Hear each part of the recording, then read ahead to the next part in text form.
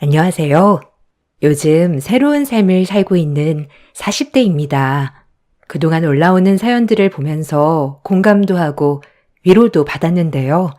저의 이야기도 여기에 올라올 만한 사연이지 않을까 싶어서 이렇게 글을 적어봅니다. 저에게는 눈에 넣어도 아깝지 않은 귀한 아들이 있습니다. 이 귀한 아들 덕분에 지금의 새로운 삶을 살 수 있었네요. 저는 대학 졸업 이후 취업을 한 곳에서 만난 남편과 연애를 하게 되었습니다.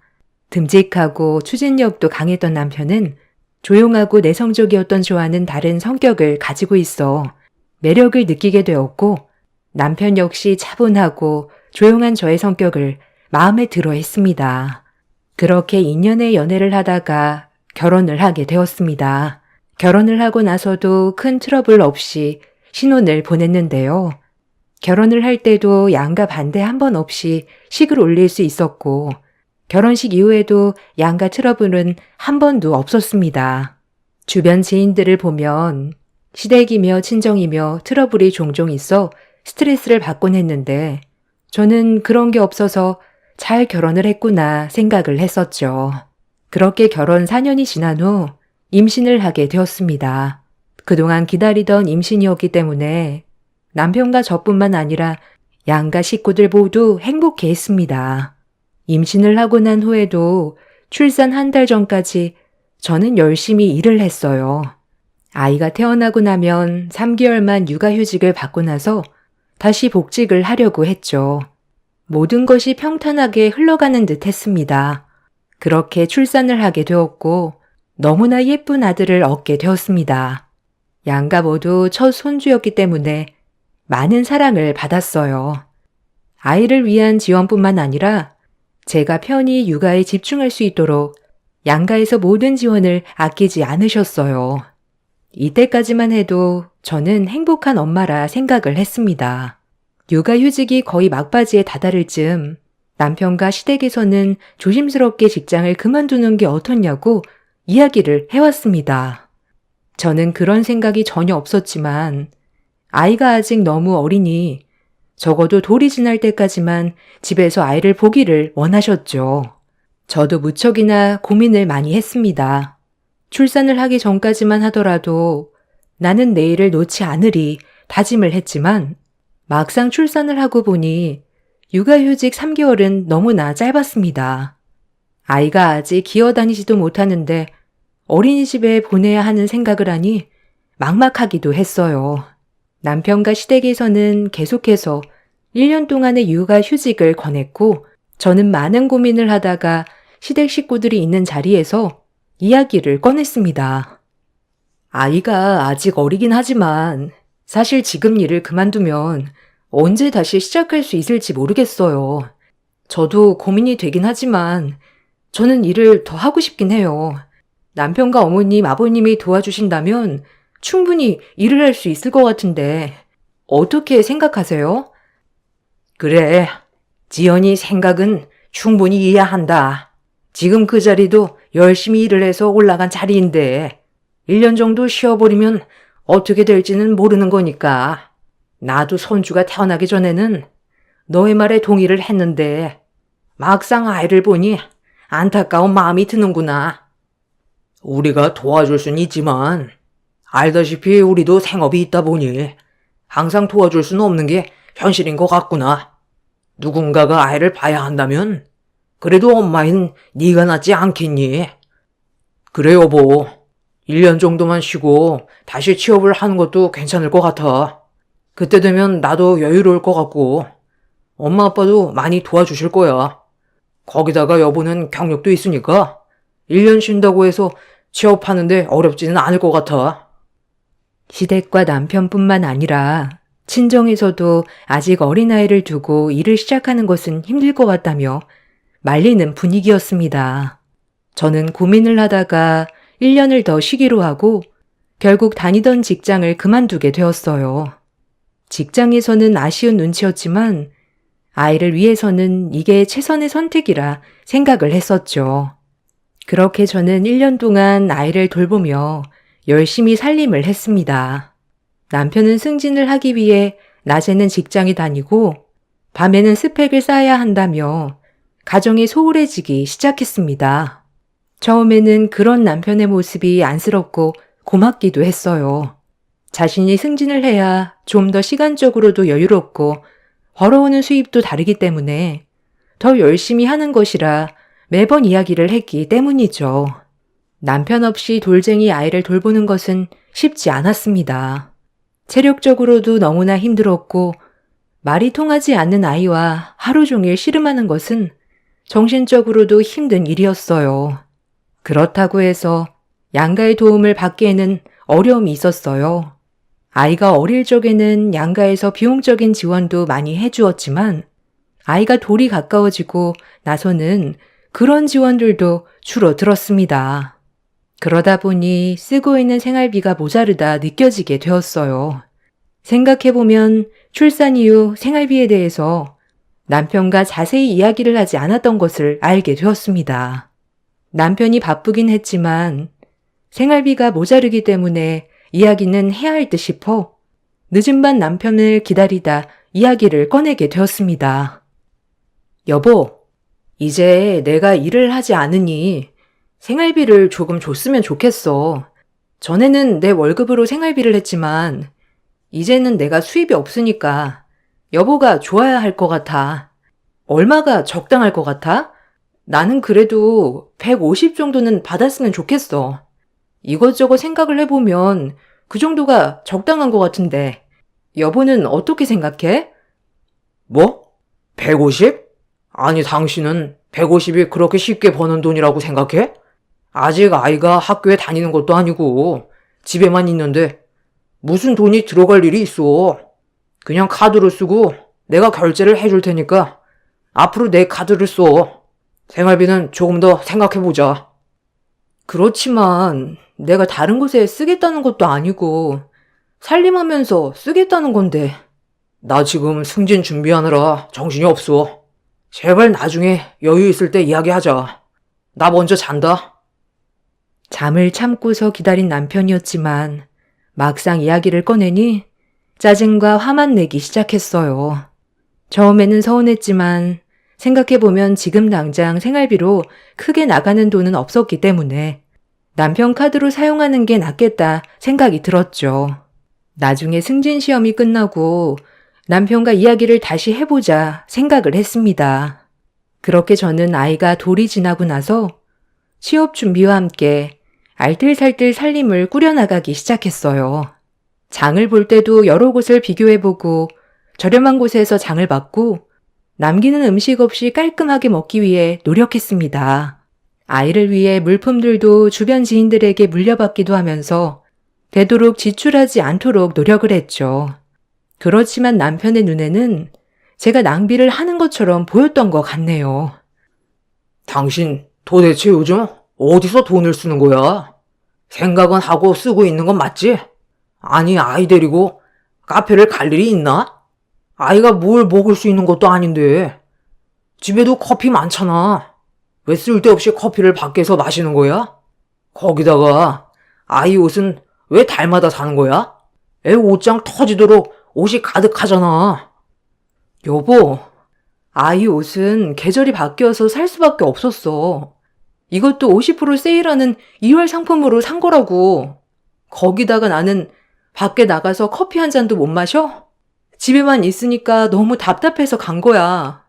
10,000원도 안 되는 돈으로 이렇게 화를 내야 돼? 10,000원도 안 되는 돈으로? 당신은 내가 밖에서 꽁으로 돈을 번다고 생각하는 거야? 집에서 가만히 놀고 앉아 있으면서? 뭐라고? 무슨 그런 말을 해? 나 우리 승연이 보고 있잖아. 내가 집에서 놀고 있는 거야? 아, 미안하다, 미안해. 또 이런 얘기하면 발악을 하네. 어쨌든 돈 좀 아껴 써. 당신이 번 거 아니라고 막 쓰지 말고. 남편은 어느 순간부터 제가 사용하는 카드 내역 하나하나 다 따지기 시작했어요. 심지어 아이 옷을 살 때도 잔소리를 멈추지 않자 저는 점점 눈치가 보이기 시작했죠. 가끔씩 친정에서 보내주는 돈을 모아서 필요한 물건들을 사기도 하고 가지고 있던 물건들을 중고로 팔아 돈을 마련해 쓰기도 했어요. 태도는 남편만 변한 건 아니었어요. 시댁의 태도 또한 점점 변하기 시작했죠. 명절날이 되면 시댁에서는 외벌이로 남편이 고생한다며 시어머니가 항상 눈물을 흘리곤 했습니다. 그럴 때마다 저는 어떻게 해야 할지 난감했죠. 아이고, 우리 아들. 얼굴이 왜 이렇게 헬쓱해졌어? 저 자식 혼자서 먹여 살리느라 우리 아들 뼈 빠지게 고생하고 있네. 세상에, 고생해서 아끼며 키워놨더니만 고생은 우리 아들만 하고 있구나. 아니야, 엄마. 그래도 지금은 괜찮아. 어쩔 수 없지 뭐. 나 혼자 벌어먹여 살려야 하는데 가정이 힘들지 뭐. 지연아, 너는 네 남편 건강도 안 챙겨주니? 집에만 있으면서 뭐 하는 거야? 남편 건강을 챙겨야지. 아니, 너는 이렇게 얼굴색이 좋은데 네가 우리 아들 건강을 다 뺏어가나 보다. 아이고. 어머님, 저 요즘 새벽 수유하느라 3시간도 연속으로 잔 적도 없어요. 안색은 제가 더 나쁜데 남편은 요즘 운동하느라 기운 빠져서 그래요. 아침마다 영양제 꼬박꼬박 챙겨 먹는데 저보다 더 건강하죠. 예, 영양제 먹는다고 건강한 거 아니다. 너 지금 새벽 수유한다고 유세하니? 그거 다른 엄마들도 다 하는 거야. 상진이 사촌 누이 알지? 걔는 아이도 보고 직장도 다니면서 혼자서 척척해도 잘만 보더라. 남들 다 하는 건데 뭐가 힘들다고 너는 맨날 그러니? 그러니까 엄마, 얘는 내가 고생하는 거 하나도 생각 안 해. 역시 나 생각해주는 건 엄마밖에 없어. 시댁에 갈 때마다 시모와 남편은 짝짝꿍이 잘 맞아 얼토당토하지 않은 이야기를 쏟아 부었어요. 그때마다 저도 지지 않고 맞대응을 했지만 강하게 이야기를 하지는 못했었죠. 이런 상황에서 저는 다시 직장을 다녀야겠다 생각이 들었어요. 그래서 여러 곳에 이력서를 넣었습니다. 다행히 직장을 그만둔 지 2년이 되지 않은 상황이었기 때문에 여러 곳에서 면접 제의가 들어왔습니다. 제가 원하던 곳에서도 면접을 볼 수 있다며 연락이 왔고 면접 후 출근을 하라는 연락이 왔습니다. 문제는 그 이후에 발생했어요. 아이가 어린이집에 들어가 있는 상황이 아니었기 때문에 누군가가 아이를 봐야 하는 상황이었죠. 친정에 먼저 물어봤지만 친정에서는 당장 아이를 볼 수 있는 상황이 아니었어요. 친정엄마는 몸이 좋지 않았고 친정아빠 역시 생업으로 아이를 봐줄 수 없었답니다. 고민을 하다가 어쩔 수 없이 시댁에 부탁을 해야 되겠다 생각이 들었어요. 당시 시어머니가 직장을 그만두셨던 상황이라 아이가 어린이집에 들어가기 전까지만 맡기려고 부탁을 했답니다. 저는 시댁 식구들이 모두 모인 자리에서 취업을 하게 되었다며 아이를 봐달라는 부탁을 했어요. 어머님, 아버님, 저 드디어 취업했어요. 원하던 직장이고 월급도 전 직장보다 훨씬 많아서 이제는 직장에 다녀야 할 것 같아요. 아직 승연이가 어린이집에 입소가 되지 않았지만 취업하고 서류를 제출하면 금방 입소될 수 있다고 하네요. 3개월 정도만 혹시 아이를 봐주시면 안 될까요? 예, 내가 어떻게 아이를 보니? 이제 겨우 직장 조금 쉬고 있는데 나 다시 취업할 거다. 아이 봐줄 수 없어. 거기다가 아이가 이제야 돌이 지났는데 너는 이 어린아이를 어린이집에 맡기고 싶니? 적어도 3살까지는 엄마가 봐야 하는 거야. 너는 엄마가 된 게 그것도 몰라? 아니, 모성애가 없어도 이렇게 없을 수가 있니? 그래, 당신 어떻게 승현이를 어린이집에 맡길 생각을 해? 내가 밖에서 돈을 벌어오라고 했어?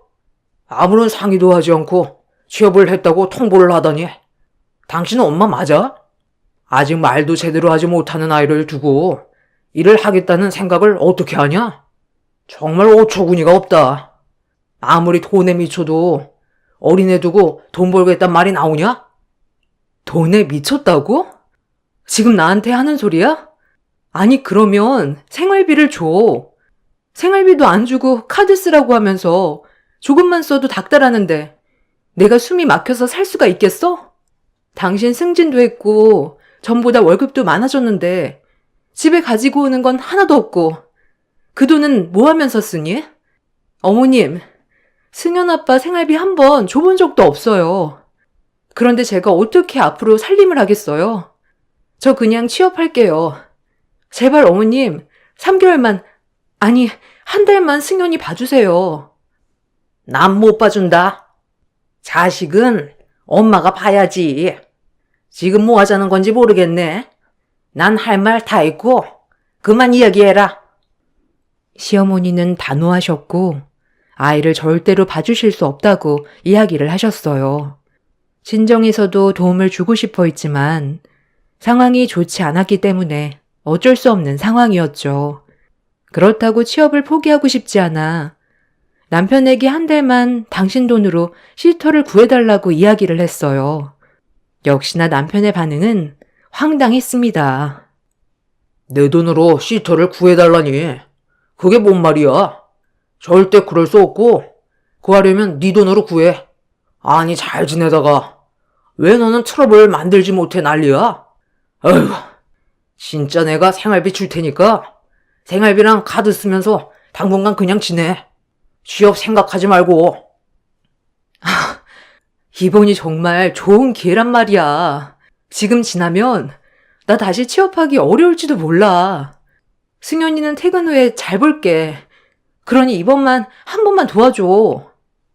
아니 왜 같은 말을 반복하게 해?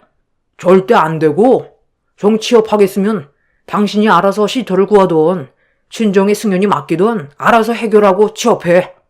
그리고 취업해도 당신은 살림 다 해야 하는 거 알지? 내가 취업하라고 한 것도 아닌데 맞벌이라고 하긴 좀 그렇지 않나? 남편은 정말 어처구니 없는 말만 했어요. 시댁과 남편의 태도가 완강했고 당장 도움을 받을 수 있는 방법이 없어 결국에는 취업은 포기할 수밖에 없었습니다. 다만 남편에게 말했던 생활비는 꼭 달라고 약속을 받았죠. 남편은 그날 이후부터 생활비를 주기 시작했어요. 고작 50만 원이긴 했지만 그래도 없는 것보다는 낫겠지 하는 마음으로 꼬박꼬박 생활비를 받았습니다. 중간중간 생활비를 올려줄 것을 요구했지만 남편은 집에만 있으면서 요구하는 게 많다며 화를 냈죠. 전 아이가 조금 더 크기만을 기다렸습니다. 그렇게 1년, 2년, 3년이 흐르고 아이가 어린이집에 들어가고 나서도 아이가 아프거나 방학을 하게 되면 결국 제가 봐야 하는 상황이 생겼습니다. 중간중간 아르바이트를 일을 하긴 했지만 아이를 봐줄 사람이 없으니 일을 오랫동안 하기는 어려웠어요. 그렇게 10년이라는 세월이 훌쩍 지나갔습니다. 아이가 초등학교 1, 2학년 때는 점심시간이 지나면 학교가 끝나서 일을 하기 어려웠지만 3학년이 되고 나서는 집 앞에 있는 학교 정도는 혼자서 등하교를 할 수 있더라고요. 긴 세월을 그나마 버티게 해준 것은 저희 아들 때문이었습니다.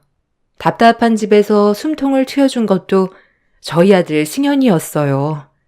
10살이 될 때까지 아이는 밝고 애교가 많은 아이로 자랐습니다. 장난감을 사달라며 떼 한 번 쓰지 않고 오히려 저를 배려하고 생각해주는 착한 아들로 자랐죠. 거기다가 시댁에서 시어머니가 하는 황당한 말들에도 저 대신 대꾸해주기도 했습니다.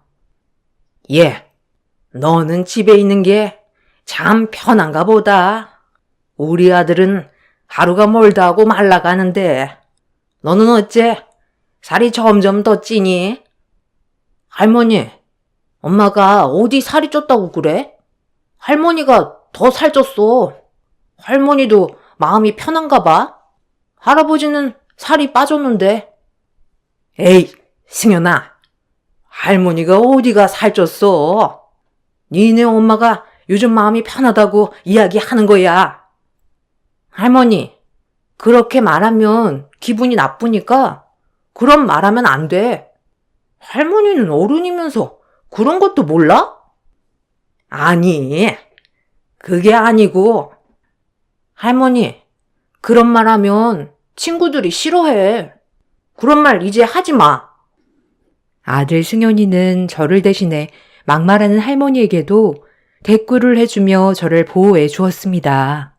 아이가 이런 상황을 계속해서 경험한다는 게 마음 아프고 쓰린 일이기도 했지만 그러기에 저는 더 단호하게 결심을 해야 하겠다 생각이 들었어요.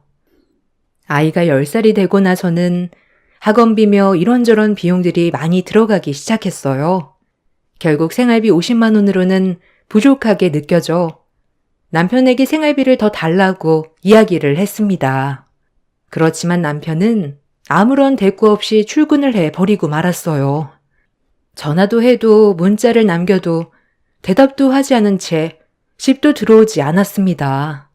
답답한 마음에 저는 아들과 함께 남편의 회사로 찾아가게 되었습니다. 혹시라도 아들과 같이 간다면 남편의 단호한 태도가 바뀌지는 않을까 싶어 아이와 함께 아빠를 만나러 가자며 찾아갔습니다. 남편에게 다시 전화를 해보았지만 남편은 저의 전화를 계속해서 거절하기만 했어요. 하는 수 없이 저는 아이와 함께 남편의 직장 건물로 들어가 바로 앞에서 기다리고 있었습니다. 아이에게는 아빠 전화기 배터리가 없는 것 같다며 이야기를 했죠.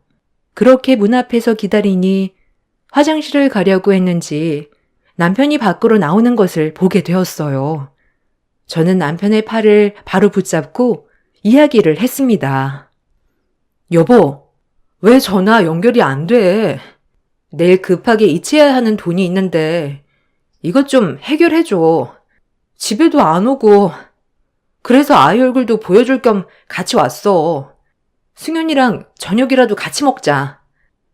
아니, 여기까지 어떻게 왔어? 당신 제정신이야? 아이랑 같이 오다니? 지금 나 협박하는 거지? 정말 진짜 당신 대단하네.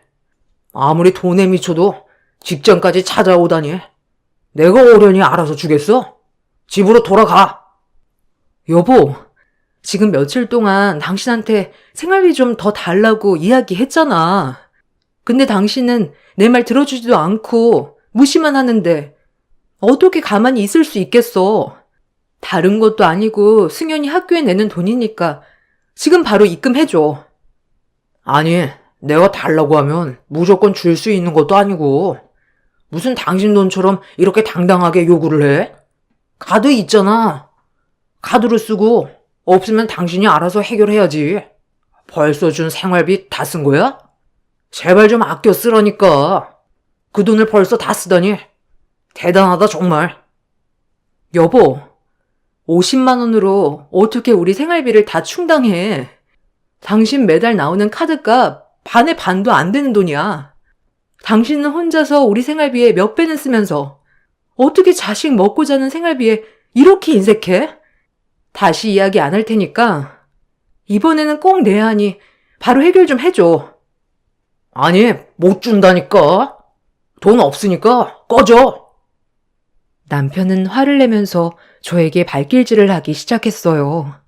자신의 팔을 놓아주지 않자 발길질로 저를 떼어내려고 했습니다. 곁에서 보고 있던 아이는 겁에 질린 표정으로 눈물만 흘리고 있었죠. 그러던 그때 앞쪽에 있었던 회장실 문이 열리더니 비서 한 분이 나오셨습니다. 저와 남편을 번갈아 보며 상황을 파악하시다가 갑자기 저희 아이를 보고 깜짝 놀라시더라고요. 그러더니 저에게 놀란 표정으로 이야기를 꺼내셨습니다. 어머나, 아주머니, 얘가 혹시 아주머니 아들이에요? 네? 네, 근데 무슨 일로? 어머, 드디어 찾았네. 회장님, 그분 드디어 찾았습니다. 비서님은 웃으며 소리를 지르고 회장실로 다시 들어가셨습니다. 얼마 지나지 않아 회장실에서 회장님이 나오셨습니다. 남편과 같은 직장을 다녔었기 때문에 저도 회장님의 얼굴을 알고 있었죠. 회장님은 눈물을 흘리시며 저희 아이에게 다가가 자신을 알아보겠냐며 이야기를 하셨습니다. 저와 남편 모두 회장님의 행동에 놀라 그 자리에서 멈추고 말았는데요. 아이는 곰곰이 생각을 하더니 환한 웃음으로 회장님에게 이야기를 하더군요. 아, 그때 그 할아버지시죠? 그때 쓰러지셨는데 괜찮으세요? 학교에 가야 해서 나중에는 저는 못 봤어요. 아, 그래. 네 덕분에 내가 지금 이렇게 살아있는 거야. 고맙다, 고마워. 이제 괜찮으셔서 다행이에요.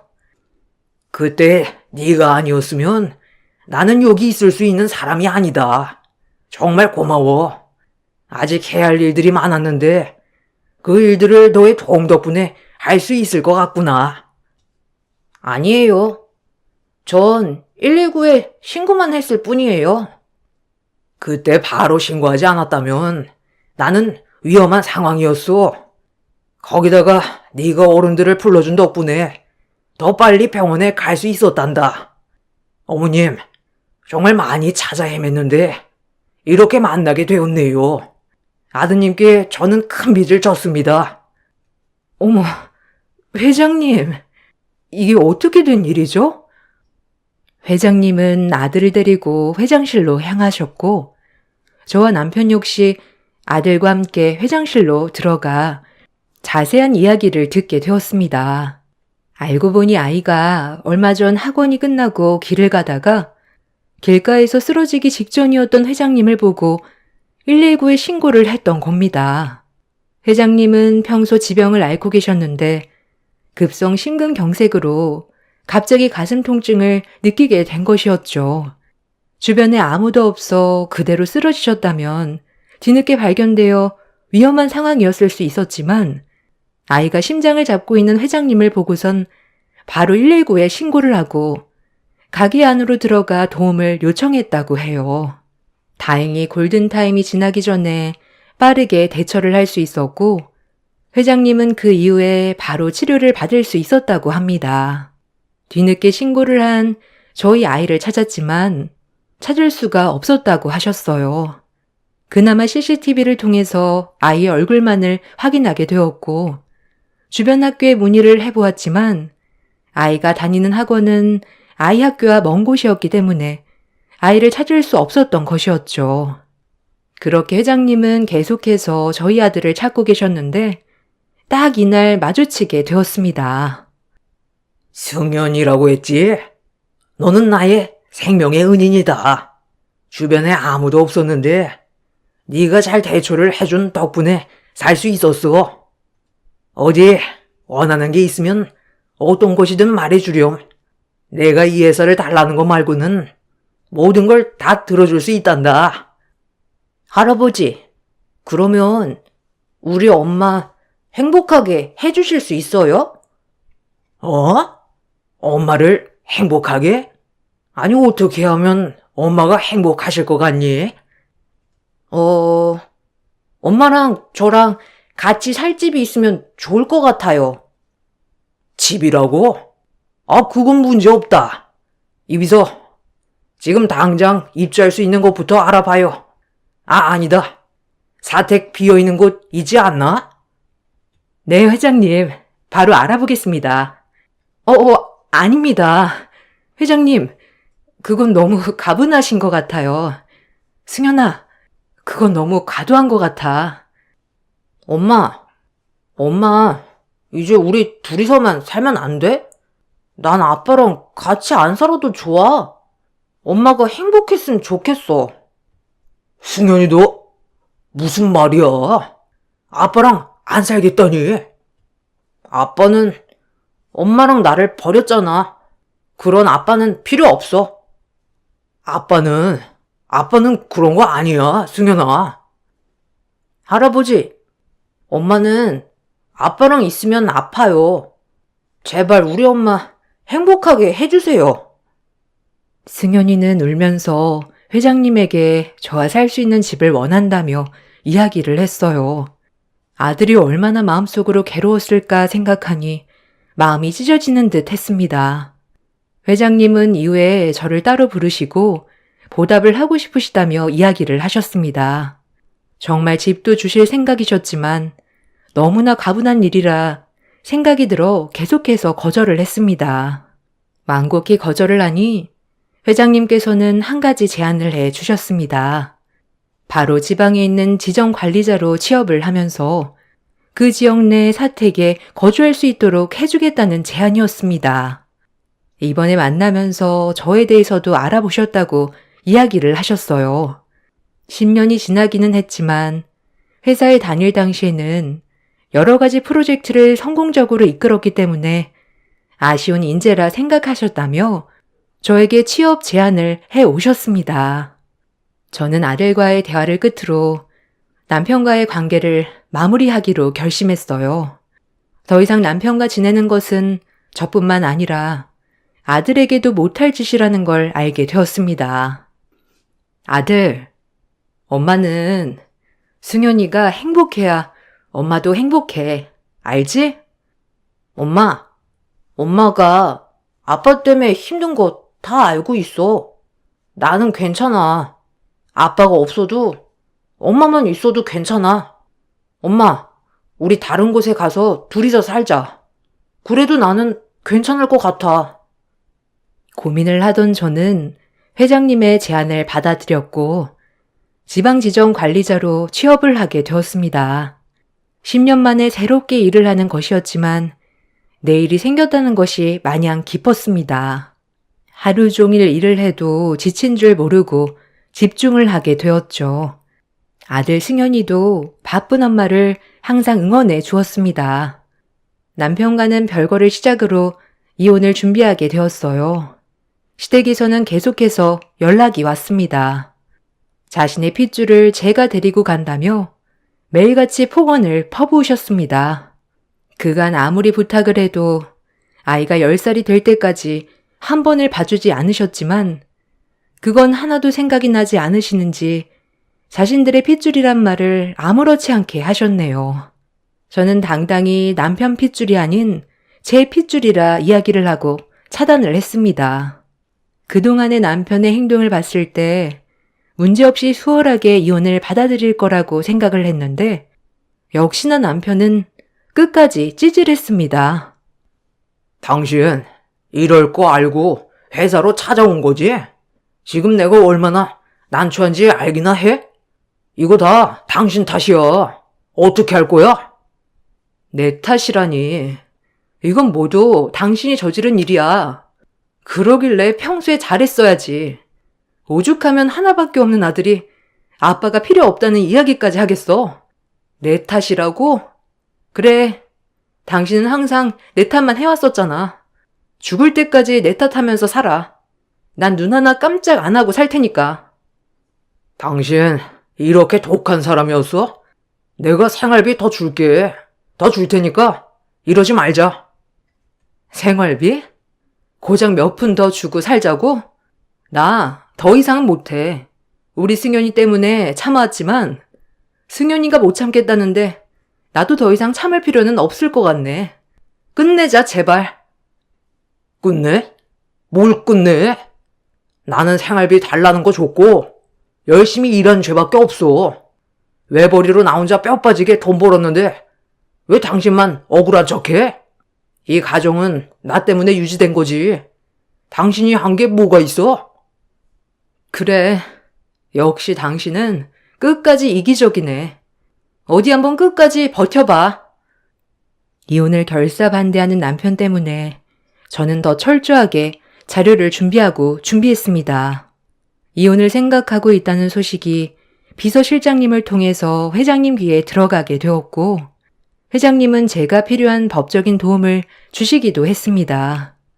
남편에게는 그동안 생활비를 50만 원만 주었던 내역, 가정이 소홀했던 것, 폭언뿐만 아니라 당시 저에게 발길질을 했던 CCTV 등의 증거 등을 토대로 이혼을 청구하였습니다.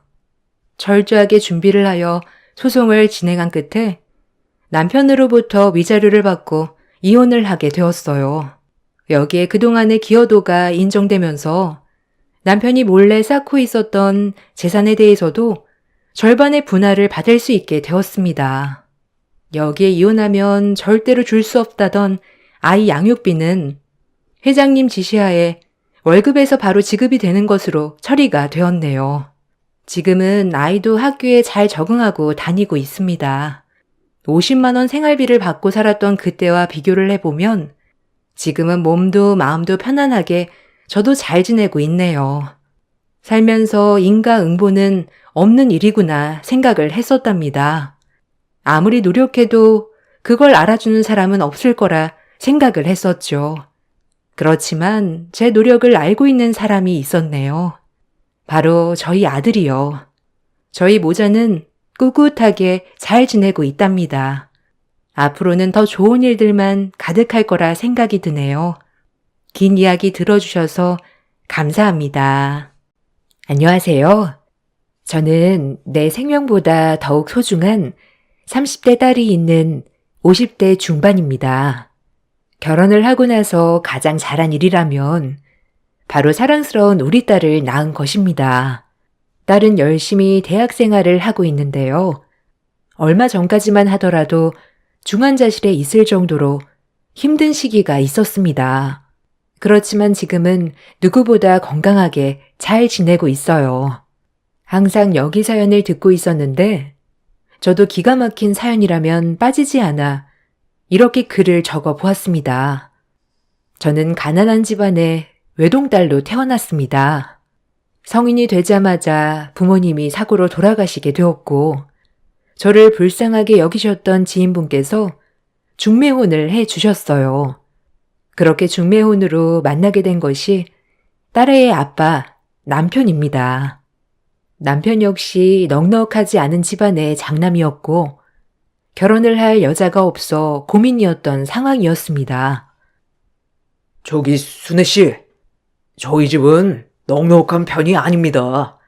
그렇지만 성실하게 일을 하고 있으니 언젠가는 좋은 날이 올 수 있겠죠? 아, 네, 괜찮아요. 저도 부모님이 다 돌아가셔서 가지고 갈 것이 없어요. 그래도 괜찮으실까요? 네, 저는 상관없습니다. 가정을 꾸리는 게 중요해서요. 일단 저희 부모님을 한번 만나보시겠어요?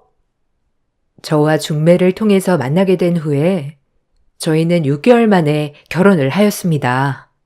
큰 애정을 가지고 가정을 꾸린 것은 아니지만 성실하게 일을 하는 남편의 모습에 어쩌면 좋은 가정을 이룰 수 있겠다 생각을 했었습니다.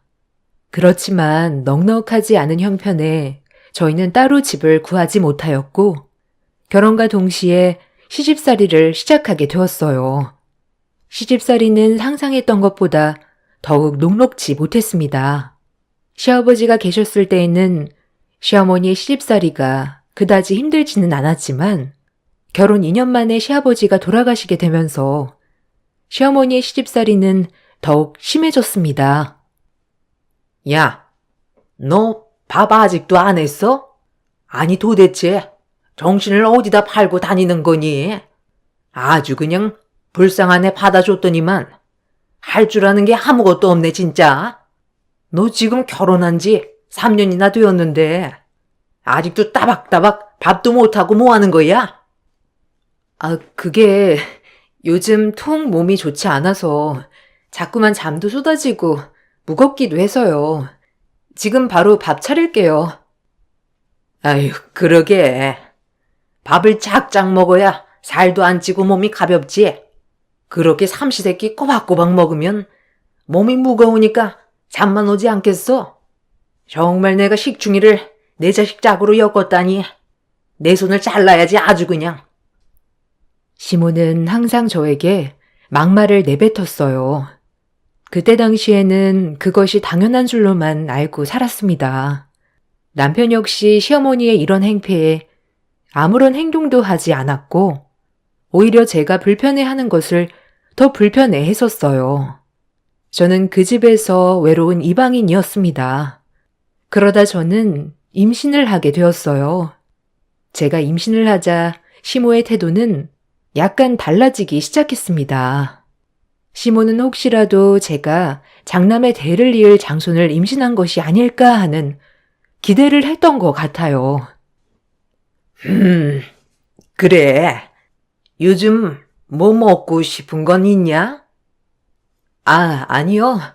그냥 딱히 생각나는 건 없어요. 네가 생각이 나는 게 아니라 우리 장손 말이다. 먹기 싫어도 먹어야 우리 장손이 쑥쑥 크지. 어머님. 아직 딸인지 아들인지 나오지 않아서 아직 모르는 일이잖아요. 예, 내가 임신한 사람을 본 게 하루 이틀도 아니고 거기다가 우리 두 아들 임신했을 때를 아는데 넌 무조건 아들이야. 시몬은 확인이 된 것도 아닌데도 임신한 아이의 성별이 아들이라며 이야기를 했어요. 입덧을 할 때도 배가 불러오는 모양을 봤을 때도 무조건 아들이라 이야기를 했습니다. 그도 그럴 것이 시몬은 어디선가 무슨 얘기를 듣고 왔는지 이 집을 살릴 사람이 아들밖에 없다고 들었다며 더욱 장손에 집착을 하는 것이었어요. 예, 내가 어디서 조용히 말을 듣고 왔는데 우리 집안이 일어서려면 아들이 있어야 된다고 하더라. 우리 승남이도 자식들 중에 아들만 있다고 하고. 어머님, 요즘은 아들, 딸 상관없이 잘 기르는 게 최고래요. 누가 그러지? 그런 건 다 딸만 낳은 사람들이 하는 얘기다. 그거 위로해 주려고 하는 거야. 막상 아들 낳으면 나처럼 생각하는 게 대부분이니까 쓸데없는 소리 하지 말고 너는 출산만 잘 준비해라. 2000년대가 코앞인데 이런 이야기를 들을 줄이야. 저도 참 놀라웠지만 시모의 입장에서는 시아버지도 없고 두 아들 역시 상황이 좋지 않으니 믿을 건 장손이라 생각을 하셨던 것 같아요. 그렇게 10개월의 임신 기간이 지나고 저는 출산을 하게 되었어요. 출산을 하고 나서는 다시 시집살이를 하게 되었는데 그 이유는 단지 딸을 낳았다는 것 때문이었어요. 엄마, 우리 왔어. 얼른 나와보쇼. 뭐가 이쁘다고 나와보래? 허참, 아들인 줄 알았더니만. 그게 다 제가 딸 얘기를 해서 그런 거야. 정말 하나를 제대로 하는 게 없어. 어머님, 저희 아이 한 번만 봐보세요. 너무 착하고 순해요. 병원에서도 이렇게 순한 아이 처음 봤다며 이야기했어요. 딸이 순해야지. 우러져 끼는 순간 니넨 여기서 쫓겨날 줄 알아. 에휴, 식중이 하나 더 늘었네. 임신 기간 동안 그나마 잘해주었던 시모는 딸아이를 출산하고 나서 다시 예전의 도옥한 시모로 돌아왔어요.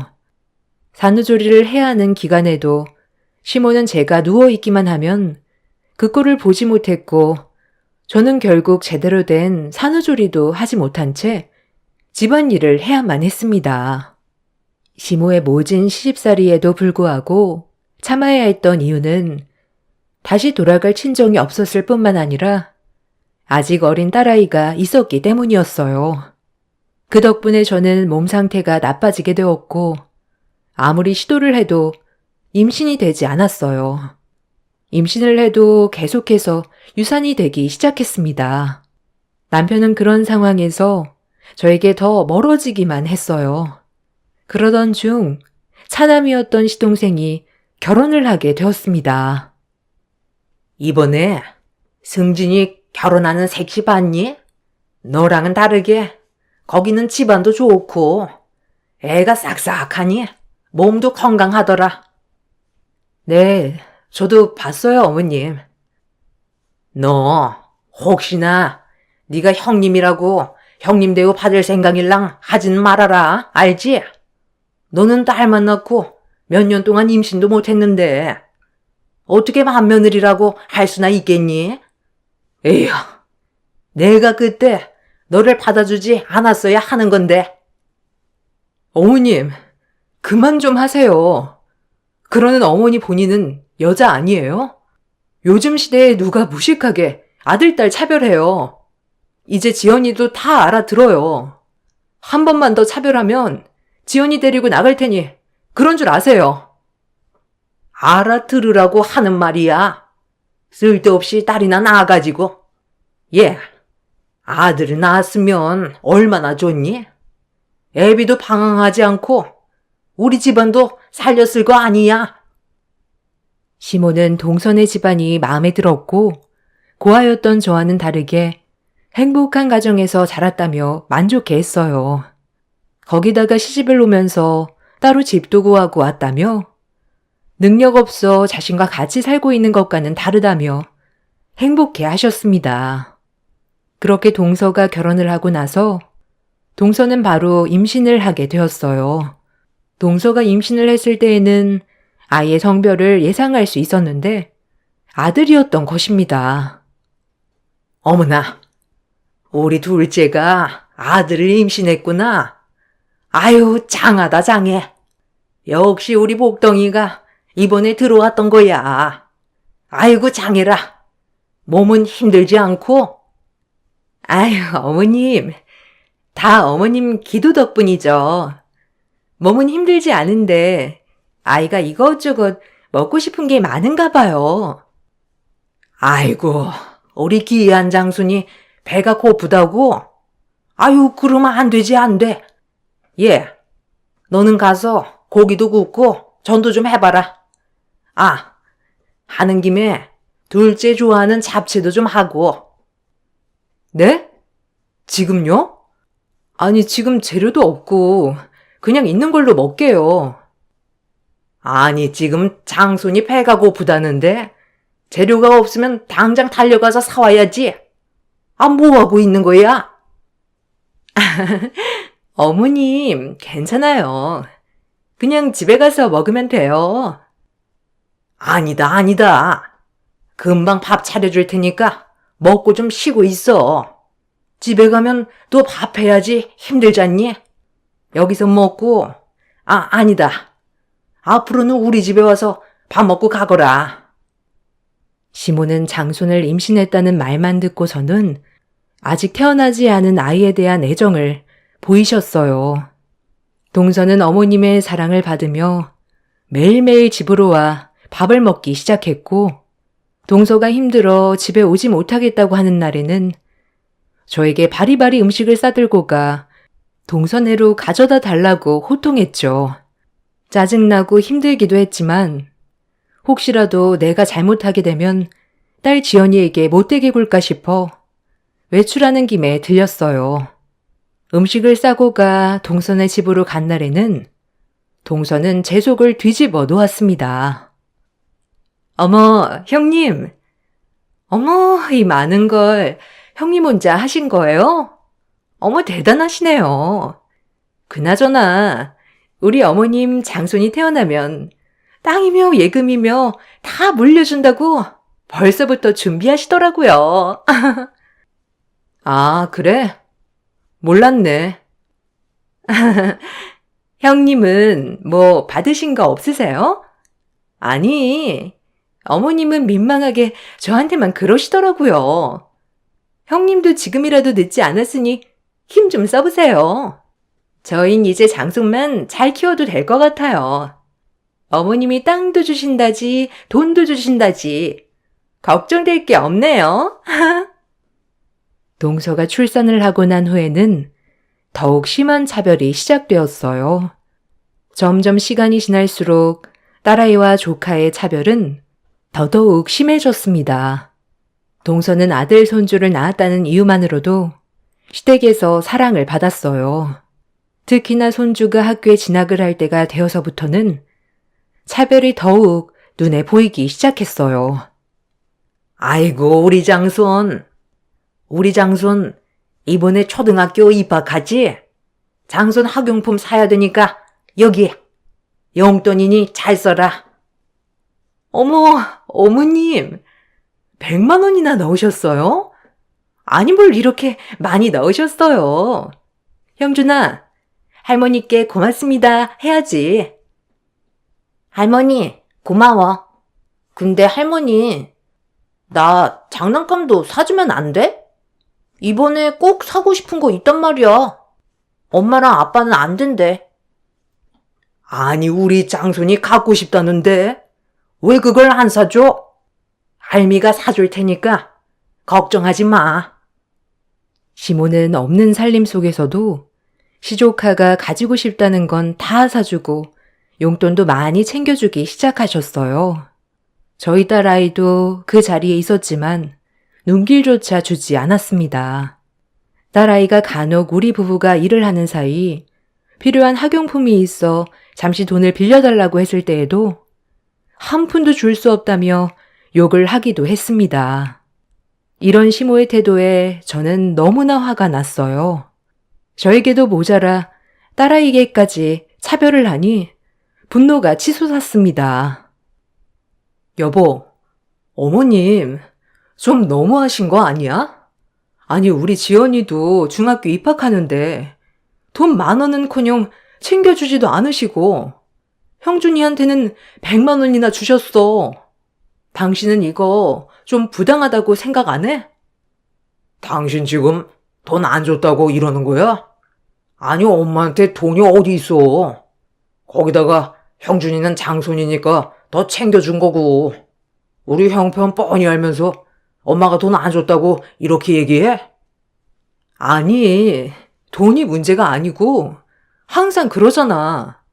지연이는 온갖 심부름 다 시키면서 형준이는 와도 가만히 앉아있기만 하고, 거기다가 지연이가 급해서 준비물 살 돈 5,000원 빌려달라고 했을 때 어머니는 정신머리가 없느니 이래서 여자애는 필요가 없다느니 막말해서 그런 거지. 아, 무슨 막말이라는 거야. 지금까지 어머니 성격 알잖아. 모르고 지금껏 버틴 것도 아닌데 새삼스럽게 왜 그래? 아, 머리 아프게 좀 하지 마. 제발. 남편은 이런 저의 말에도 관심을 갖지 않았어요. 오히려 엄마의 태도가 하루 이틀이냐며 갑자기 얘기하는 제가 이상하다고 이야기를 했었죠. 저는 이대로 딸아이에게 불행을 넘겨줄 수 없다고 생각해 모든 가족들의 반대에도 취업을 했습니다. 적게나마 돈을 벌어서 모은다면 딸과 둘이서 살 수 있는 작은 집 하나는 마련할 수 있지 않을까 생각을 했어요. 그 이후로도 시어머니의 차별을 끝나지 않았습니다. 명절이 되어서도 부엌에 있는 건 저와 제 딸이었죠. 지연아, 그만하고 너도 가서 TV 보고 있어. 엄마가 다 해도 되니까 여기 있지 말고 어서 나가. 엄마, 나는 엄마랑 있는 게 편해. 그리고 엄마가 이렇게 고생하는데 어떻게 나가 있어? 내가 도와줄 테니까 엄마 얼른 하고 같이 쉬자. 예, 너네는 부엌에서 아니 무슨 말이 이렇게 많니? 명절 음식에 니네들 침 다 들어가겠다. 둘째야, 형준이 뭐 먹고 싶은 거 챙겨봐라. 네, 어머님. 어머, 형님. 아직 다 안 하셨어요? 제가 앉아서 도와드릴 걸 그랬나 보다. 그래, 조금 도와줘. 음식 양이 늘어나니까 혼자 하기가 힘드네. 도와주긴 무슨? 얘 혼자서도 잘하니까 그냥 둬라. 너는 저기 따뜻한 데 앉아서 형준이랑 음식 먹으면서 쉬고 있어. 할머니, 너무한 거 아니에요? 엄마 혼자 어제부터 오늘까지 쉴 틈 없이 재료 준비하고 일하는데. 너? 어디서 소리를 질러? 아주 그냥 지 엄마 빼닮아가지고 쓸데없는 짓만 골라서 하는구나. 아휴, 니네 때문에 제명에 살 수 있겠냐? 아유, 어머님 참으세요. 사춘기라 그런가 봐요. 저랑 방에 가서 있어요. 그래, 둘째야. 이렇게 사근사근 해야지. 아주 딸은 엄마 닮는다더니 가면 갈수록 보기가 싫어. 딸 앞에서도 거리낌 없이 막말을 내뱉는 시모의 태도와 그 옆에서 여우같이 행동하는 동서의 행동에 저는 너무나 화가 났습니다. 엄마가 능력이 있었다면 지금의 상황이 생기진 않았을 걸 후회가 되기도 했죠. 그 집에선 저와 딸을 제외하고는 모두가 한 가족이었습니다. 어머님의 장손 타령은 점점 더 심해졌고 딸에게 하는 막말의 수위도 점점 높아졌어요. 야, 너는 여자가 된 게 청소 하나도 제대로 못하니? 할머니, 제가 무슨 성인도 아니고 거기다가 저 지금 공부해야 돼요. 참, 여자는 집안 청소부가 되는 거야. 공부 그거 다 쓸모없고 돈이나 벌거나 집안일이나 하면 되는 거지. 공부는 무슨? 시몬은 우리 아이를 단순히 집안 파출부 정도로 생각을 했어요. 지금은 어리지만 조금만 크면 돈도 벌면서 집안일도 하는 사람으로 취급할 수도 있을 정도였습니다. 딸아이는 그런 시모의 태도에 매번 항변을 하였지만 시모는 꿈쩍도 하지 않았어요. 저 역시 딸아이에게 하는 시모의 태도에 반박을 했지만 오히려 시모는 제가 그럴수록 딸을 더 괴롭혔고 딸이 자신에게 항변을 하면 시모는 저를 괴롭혔습니다. 딸과 제가 서로에게 중요하다는 걸 악랄하게 이용했던 것이죠. 넌 딸 자식 교육을 어떻게 한 거니? 아니, 어떻게 어른들한테 그렇게 예의 없이 행동할 수 있어? 네? 아니, 지연이가 또 왜요? 아니, 할머니한테 따박따박 말대꾸하고 하라는 건 안 하고 하지 말라는 것만 하잖니? 애비는 크면서 그런 적 한 번도 없었는데 어찌 엄마 피를 받아서 그런지요? 우리 집 애가 아닌 것 같네. 아, 정말 듣기 싫어 죽겠네. 제발 그런 말 좀 함부로 하지 마세요. 요즘 그렇게 말하시는 분들 안 계세요. 아니, 없긴 왜 없어? 다들 앞에서 티만 안 내는 거지. 원래 손녀보다 손주가 더 이쁜 법이야. 핏줄이 왜 핏줄인데? 너는 아들도 안 낳아봤으니 내 마음을 알기나 하겠니? 저에게는 이런 식으로 속을 뒤집어 놓았고 제 딸에게는 저를 비난하며 속을 뒤집어 놓았습니다. 지연애미야, 지연이 살 이대로 둘 거니? 지연이가 왜요? 지금 살이 너무 빠져서 오히려 쪄야 할 상황인데. 아니, 이게 뭐가 날씬해? 맨날 밥만 축내니 이렇게 살이 찌지. 아, 할머니, 왜 또 그래? 너막 났나 진짜? 그런 말 할 거면 그냥 나가. 으이그, 네가 그러는 게 다 니네 엄마 탓이다. 어찌 교육을 시켜가지고 이런 말버릇 없는 애로 자랐을까? 할머니가 말이 되는 소리를 해야지. 넌 네 애미 닮아서 아주 그냥 게을러 터졌구나. 밥을 작작 먹어야 몸도 가볍고 움직이게 되는 거야. 맨날 삼시세끼 다 챙겨 먹으니 몸이 둔할 수밖에. 어머니야말로 살 좀 빼세요. 다 늙어서 관절도 안 좋으시면서 뭘 삼시세끼 다 챙겨 드세요? 몸 가벼워지게 하루에 한 끼만 잡수세요. 지연이 평균 체중도 안 되는데. 아니, 무슨 소리를 하는 거예요, 진짜? 저에게 했던 막말을 그대로 딸에게 하는 꼴을 보니 저는 더 이상 그 집에서 살 수 없다 생각이 들었어요. 남편에게도 계속해서 이야기를 했지만 남편은 마치 다른 집 이야기처럼 받아들이기만 했습니다. 저와 딸의 상처는 점점 더 깊어졌고 그동안 열심히 모아둔 돈을 가지고 작은 전세방이라도 알아보자며 남편을 설득했어요. 아니, 갑자기 무슨 뿡가야? 우리가 그렇게 넉넉해 보여? 여보, 우리 여기서 어머님이랑 같이 살다가는 나뿐만 아니라 우리 지연이도 죽게 생겼어. 당신 뻔히 알고 있으면서 뭘 물어보는 거야? 어머니 이제 나이도 드실 만큼 드셔서 전처럼 그렇게 심하게 못 하시잖아. 심하게 못하시기는 공부하는 딸아이한테 집안 청소부가 되라니 돈이나 벌라니 이런 소리가 어떻게 심하게 하는 소리가 아니야? 옛날 어른이니까 그런 소리 할 수도 있는 거지. 당신도 알잖아. 워낙 고지식한 거. 이젠 나도 못 참아.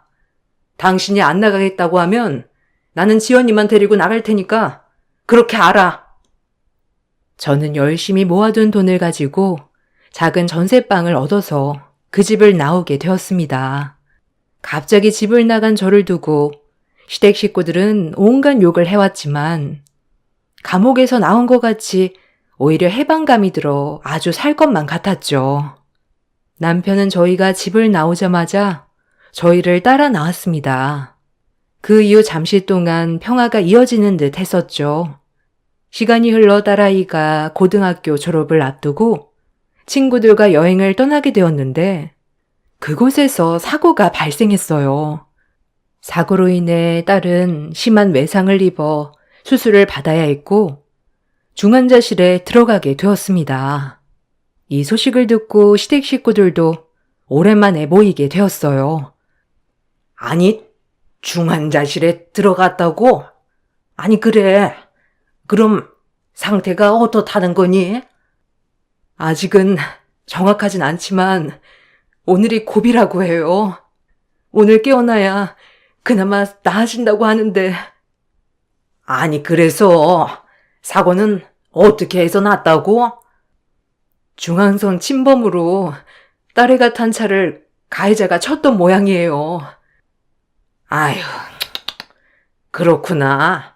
아유, 그럼 그쪽에서 보상금도 주고 보험금도 다 받겠네? 네? 네, 그렇겠지만.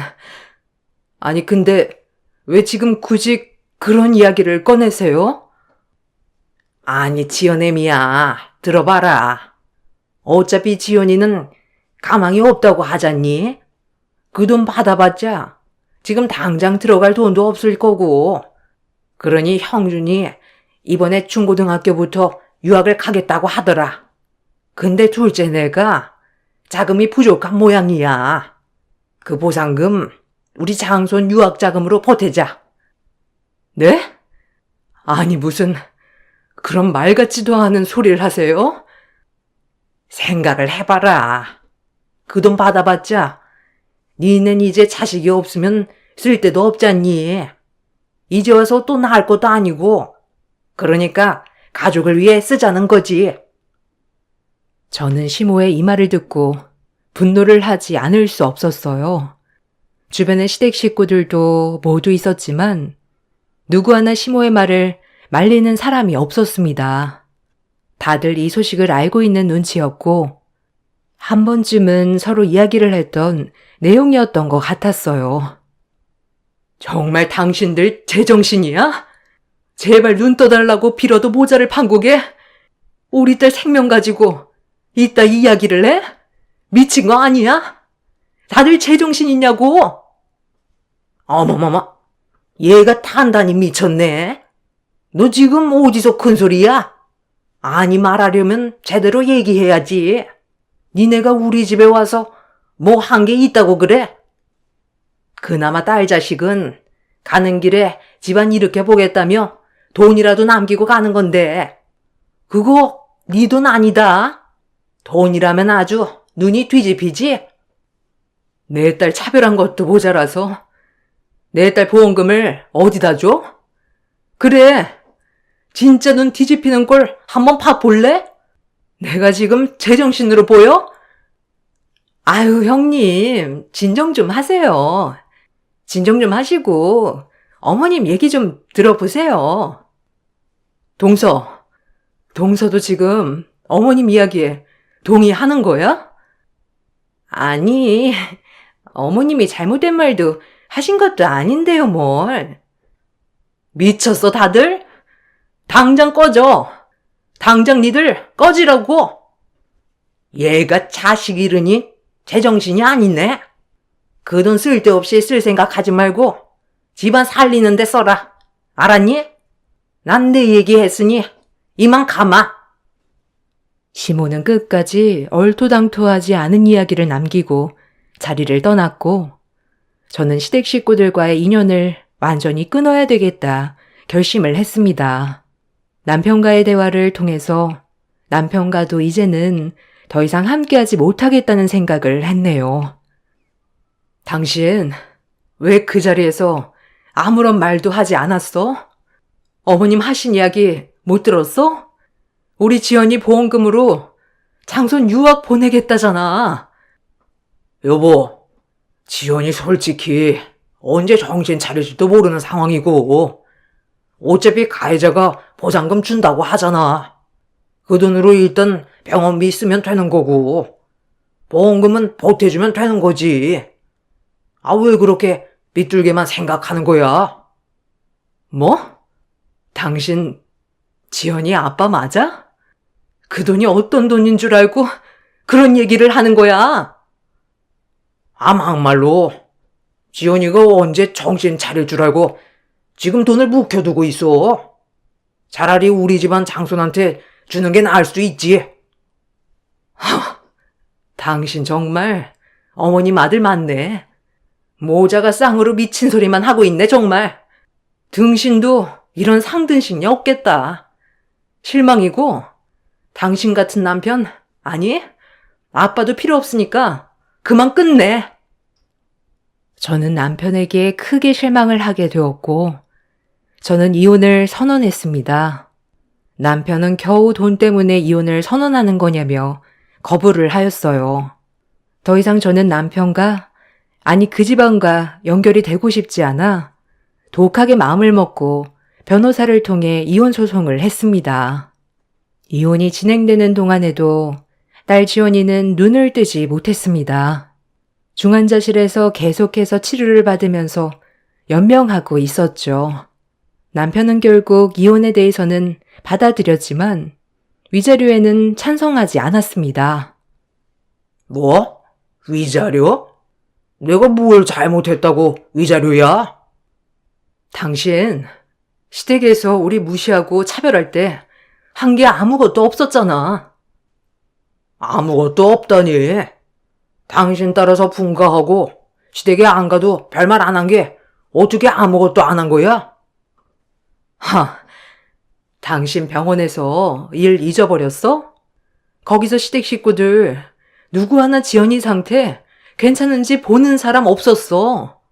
근데 그 와중에 보험금은 받았는지 그것만 물어봤잖아. 우리를 뭘로 받길래 그런 소리를 했던 건데 그게 부당대우가 아니면 뭐가 부당대우야. 그 와중에 당신은 아무 말도 하지 못하고 있었잖아. 궁금해 물을 수도 있는 걸 가지고 그게 부당대우라 할 수 있어? 난 이거 못 받아들여. 항소할 거니까 그렇게 알아. 결국 남편은 이혼 소송에 항소하여 상급 법원으로 가게 되었죠.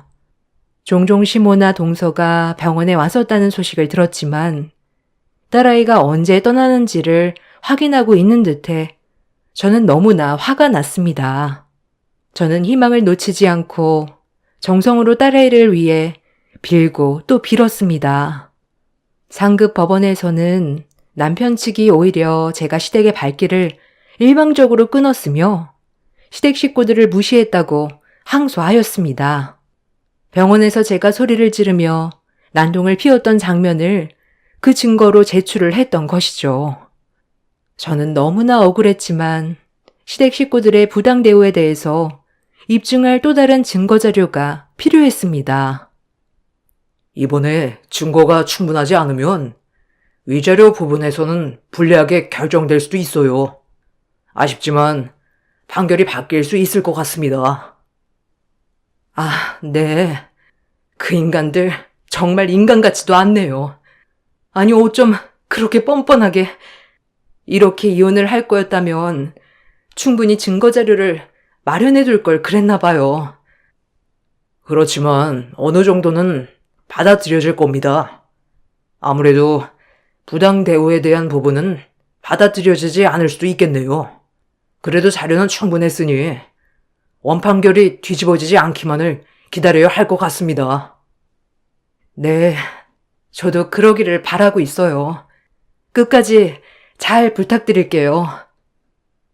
남편은 위자료를 지급하지 않고자 그동안 제가 보냈던 메시지 내용 등 다양한 자료들을 제출하였고, 이 때문에 원심이 바뀔 가능성이 높아지게 되었습니다. 부당 대우에 대해서 입증을 하는 게 쉽지 않았기 때문에 변호사 측에서도 원심에서 바뀔 순 있지만 크게 바뀌지 않기만을 바라야 할 수도 있다고 말을 할 정도였죠. 그렇게 상급 법원의 결정이 내려지던 날 예상 밖의 일이 발생했죠. 바로 중환자실에 있었던 딸이 깨어나 증언과 증거 자료를 제출했던 것입니다. 시댁 식구들은 법원에 나타난 딸아이를 보고 기겁을 했습니다. 아니 너 왜 여기 있니? 네가 어떻게 여기 있어? 할머니, 안녕하셨어요? 제가 여기 있는 게 굉장히 아쉬우신가 봐요. 아니, 할머니뿐만 아니라 작은 엄마도 똑같은 표정이시네요. 어머머머, 아니 언제 깨어났어? 아니, 며칠 전까지는 중환자실에 있었던 거 아니야? 네, 맞아요. 제가 거의 죽을 뻔했는데 억울한 우리 엄마 두고 제가 갈 수가 없어서요. 죽기 살기로 버텨서 깨어나게 되었네요. 이렇게 깨어난 덕분에 제가 우리 엄마가 당한 일들 다 진술하고 증거 자료도 건넸어요. 뭐? 뭘 건넸다는 거야? 당한 일이 뭐가 있다고? 너 다치더니? 어디 머리가 어떻게 된 거 아니냐? 할머니, 저한테 보낸 문자 기억 안 나세요? 저 대학 등록금 쓰지 말고 모아뒀다가 그쪽 장손 유학자금 대야 된다고 했던 거요. 거기다가 제가 싫다고 문자 보내니 지혜미 닮아서 버릇없다며 폭언 줄줄이 써서 또 보냈잖아요. 작은 엄마는 또 안 그러셨어요?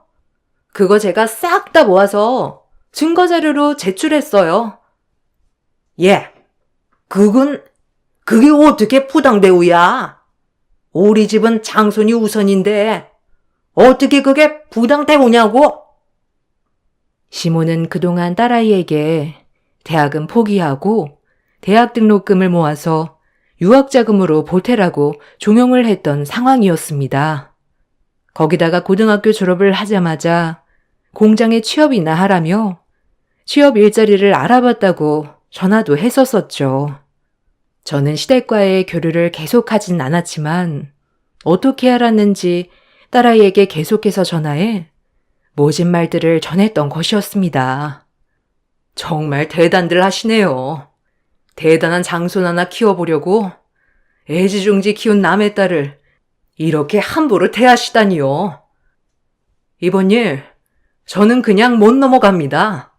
남편뿐만 아니라 어머님, 아니 당신한테도 위자료 청구했으니 그렇게 하세요.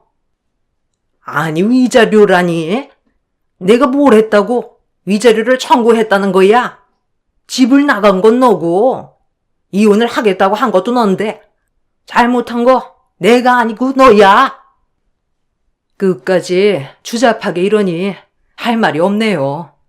법원에서 다 결정을 해줄 테니 누가 잘못한 건지 나오겠죠. 저는 딸아이의 진술과 자료들을 토대로 그동안 심각한 시집살이 부당대우가 있었음을 증명할 수 있었습니다. 오히려 상급 법원에서는 남편뿐만 아니라 시모에게도 위자료 2천만 원을 배상하란 판결을 선고했죠. 없는 집안에서 위자료를 4천만 원이나 내야 하는 상황에 이르게 되자 결국 모든 시댁 식구들이 돈을 내뱉어야 했습니다. 유학을 보내야 한다며 노래를 불렀던 동선의 가족들도 이 영향을 받을 수밖에 없었죠. 결국 동서 아들은 유학도 못 가게 되었습니다. 몇 년 후 지인을 통해서 전해 들었던 얘기는 더욱 놀라웠죠. 어머머머, 너 그거 들었어? 아니 너희 전남편 네 집안 요즘 난리도 아니잖아. 왜? 거기는 우리만 나가면 잘 살 것처럼 얘기하더니 무슨 일 있대? 그 둘째 내 아들 있지? 걔가 글쎄 그러면서 온갖 사고란 사고는 다 치고 다닌다고 하더라고. 그거 수습하느라 없는 집안 돈들 싹 다 모아서 쓰고 있다면서 소문 쫙 났어. 지인을 통해서 들려온 소식은 장손하면서 떠받들던 장손이 온갖 사고를 치고 다닌다는 소식이었습니다. 집안을 일으킬 거라면서 저희를 구박하고 핍박했던 이유였던 그 장손이 결국 그 집안을 더 망치게 하고 있었던 것이죠. 결국에는 이렇게 될 것을 알았는지 딸아이는 이 이야기를 듣고서는 속 시원하다며 크게 웃더라고요. 저희는 소소한 추억을 쌓으면서 서로 의지해 살아가고 있습니다. 요즘 시대에 딸이면 어떻고 아들이면 어떻다 하는 건 너무 구식인 거죠. 차별은 다시 자신에게 도구로 돌아온다는 걸 이렇게 알게 되었습니다. 저의 긴 이야기 들어주셔서 감사합니다. 모두들 행복하세요. 안녕하세요. 저는 미술 입시학원을 운영하고 있는 30대 중반 여자입니다. 내 인생에서 어떻게 이런 일이 있을 수 있지? 내가 파혼을 하다니. 처음엔 너무 충격적이고 저 역시도 제 자신에게 실망과 자책을 하며 지냈지만 생각을 달리 해보면 그런 집에 시집을 안 가게 되어 다행이다 생각을 가지며 긍정적으로 살고 있습니다. 아직도 생각하면 화가 나는 그 집에 대하여 이야기해볼까 합니다. 저희 집은 아빠, 엄마, 언니 2명, 오빠 1명, 새언니 1명, 이렇게 7식구입니다. 저희 오빠는 결혼하여 건물 위에 따로 얻어져 있는 집에 살게 되어 사실상 아주 가깝게 보고 지내고 있어요. 그리고 저희 집에 특별한 걸 소개를 하자면 저를 제외하고 6식구가 의사인 것입니다. 제 입으로 말하긴 그렇지만 부모님 덕분에 언니와 오빠 저 모두 어려서부터 아쉬움 없이 자랐습니다. 그리고 저희는 한 건물에 옹기종기 살고 있어요. 1층엔 제가 운영하는 미술학원이 있고 그 옆엔 약국, 위에가 내과, 치과, 유방 갑상선 외과 이렇게 차례대로 있습니다. 왜 제가 의사가 되지 않았냐고요? 전 어려서부터 그림 그리는 게 좋았고 부모님도 막내딸인 제가 다른 공부를 하시길 바라셨던 것도 있었죠. 저는 어려서부터 친한 친구 아니고서야 굳이 저희 집 이야기를 하지 않았기 때문에 제 주변 사람이라고 해도 저희 집에 대해 몰랐던 사람들이 많았습니다. 몇 년 전 우연히 소개로 알게 된 남자와 연애를 하게 되었고 몇몇 걸리는 것 빼고는 큰 단점 없는 사람이니 이 사람이면 되었겠다 싶어 결혼 준비를 하고 있었어요. 저는 남들에게 자랑을 하거나 한 번도 저희 집에 대하여 언급을 한 적이 없었기 때문에 남자친구는 제가 평범한 집안에 미술 전공을 하여 동네에서 조그맣게 미술학원을 운영하는구나 정도만 알았죠. 남자친구는 로스쿨을 진학해 변호사가 된 케이스입니다. 변호사 좋은 직업이죠. 본인의 직업에 프라이드를 갖는 것 같아 멋있기도 했었고요. 첫 만남부터 남자친구는 본인의 누나와 매형 얘기를 하며 너무 본받고 싶다. 나도 열심히 해서 그렇게 될 것이다 라고 종종 어필해 왔습니다. 매형과 누나도 변호사입니다. 매형은 검사 출신 변호사시고 누나는 똑같이 로스쿨 출신 변호사죠. 난 진짜 우리 누나랑 매형을 너무 존경해. 매형은 검사 출신 변호사라서 그런지 내가 나가는 소송에 대해 많이 조언도 해주고 공부할 땐 누나가 엄청 든든한 힘이 됐어. 그러게. 자기 말 들어보면 누나랑 매형이 자기의 든든한 멘토 같네. 매형과 누나가 선배로서 남자친구를 좋은 길로 끌어주고 좋은 영향을 많이 주었나 보다. 너무 보기 좋은 남매다라고 긍정적으로만 생각했던 것 같습니다. 그리고 오히려 남매 간의 우애가 좋아 보여 너무 보기 좋았죠. 저도 제 가족을 특별히 생각하는지라 가족애가 있는 남자친구의 이런 모습이 끌렸던 것도 사실입니다. 저 역시 마찬가지로 저희 부모님, 저희 오빠와 언니들을 존경하니까요. 남자친구가 늘 말하길 자기네 부모님은 정말 고생 많이 하셔서 우리를 키우셨다라는 말을 많이 했어요. 남매를 공부시키느라 부모님이 진짜 고생하셨다. 내가 진짜 꼭 효도를 해야 한다라고 들을 때마다 이런 말을 들으면 남자친구 부모님도 참 흐뭇해 하시겠다. 그동안 고생하신 거 다 보람 있으시겠다라고 생각하며 흐뭇하기도 했었어요. 여기서 가족들에게 저런 마음을 느끼는 남자라면 정말 결혼해서도 큰 문제 없이 잘 살 수 있겠다라고 생각했던 것 같습니다. 이게 큰 오산이었죠. 처음 만날 때부터 그는 이렇게 말은 했지만 마음은 찝찝했죠. 너 미술했으면 집에 돈 많이 들었었겠다. 너같이 애초에 공부가 아닌 사람은 딱 길을 틀어도 좋을 것 같아. 그래도 밥벌이는 하잖아. 괜히 안 되는 거 붙잡고 있다가 시간만 낭비할 수도 있는 거고. 자기야, 무슨 말을 그렇게 해. 그래도 나 진짜 피나는 노력 끝에 여기까지 온 거야. 중학교 때부터 입시에 내가 원하는 대학 쉽게 간 거 아니야.